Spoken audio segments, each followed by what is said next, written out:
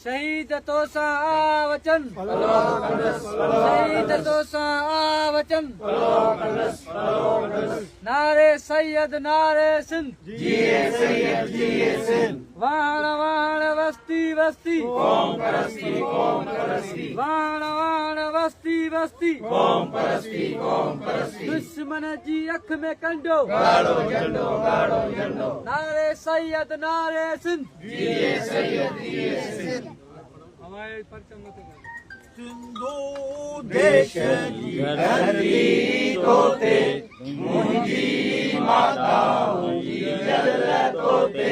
पंहिंजो सीस निमाया हो, मिट्टी माथे लाया, मिट्टी माथे लाया।